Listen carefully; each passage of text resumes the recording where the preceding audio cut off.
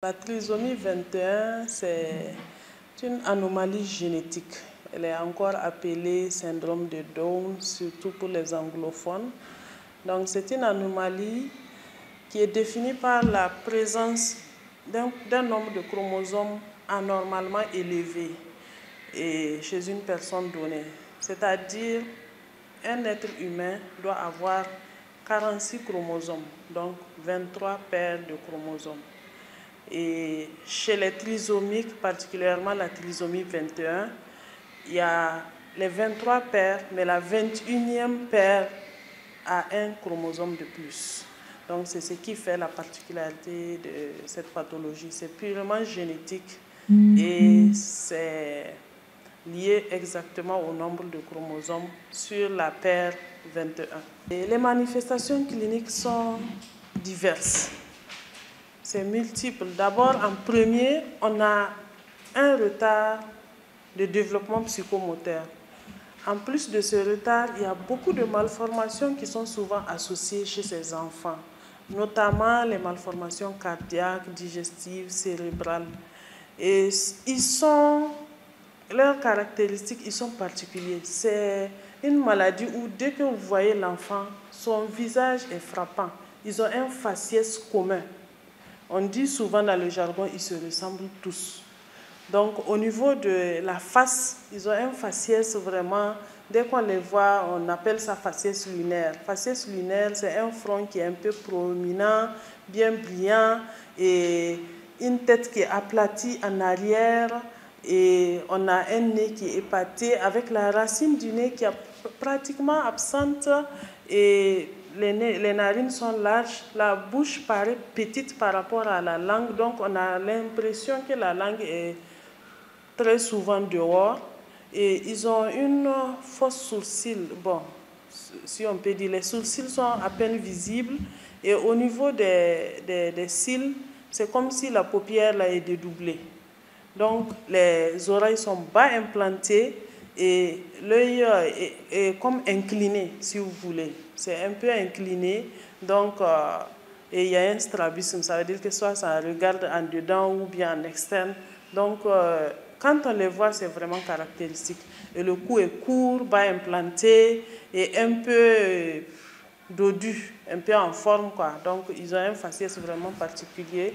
Au niveau d'une autre particularité qu'ils ont en commun, au niveau de la paume de la main, les gens ont tendance à, habituellement il y a 3 traits au niveau de la paume de la main. Ils ont un seul trait unique qui est caractéristique des trisomiques 21, et le gros pouce est un peu bas, les doigts sont comme en bâton de tambour, comme on dit, voilà, et au niveau des membres, ils sont pratiquement plus courts par rapport au tronc. Le tronc est un peu plus allongé.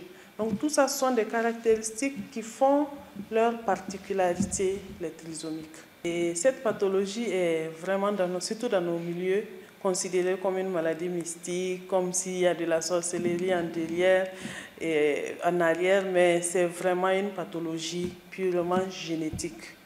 Génétique, beaucoup plus liée souvent à l'âge de la femme.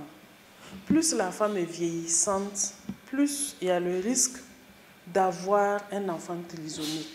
Les trisomiques, dans plus de 50% des cas, il y a des pathologies associées, notamment les cardiopathies, beaucoup plus les cardiopathies.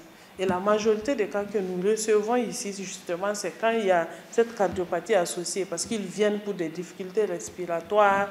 Et lorsqu'on fait les examens, les investigations, c'est toujours une cardiopathie associée. Et qui dit cardiopathie, dit problème respiratoire, l'enfant n'arrive pas à bien s'alimenter, il n'arrive pas à bien grandir. Donc, c'est surtout ça qui les amène.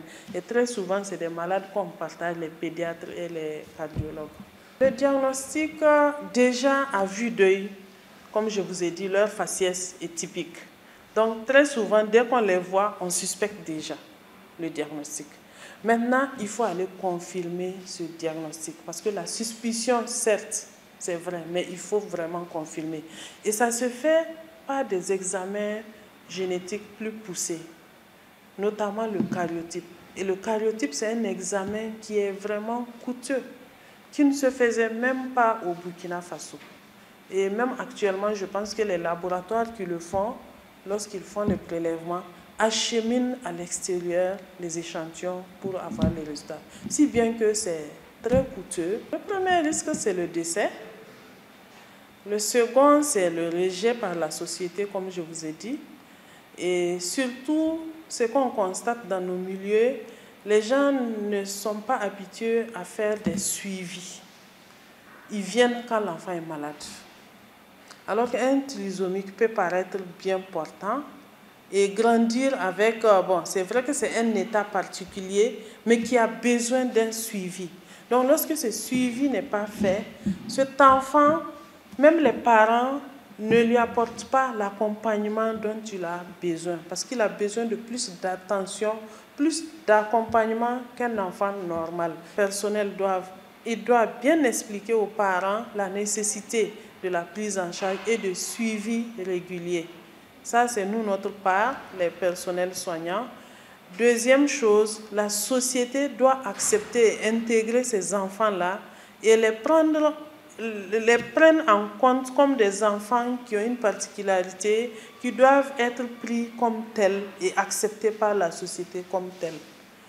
Et au niveau de l'État, c'est surtout vraiment, bon, que ce soit les trisomiques ou les autres handicaps intellectuels, avoir des centres spécialisés pour leur prise en charge, les prendre en compte, surtout au niveau du ministère de l'Action sociale. Souvent, ils ont des centres qu'ils ouvrent pour ces genres d'handicap intellectuels, pour les accompagner. Et je pense que ça va être plus facile pour leur insertion sociale.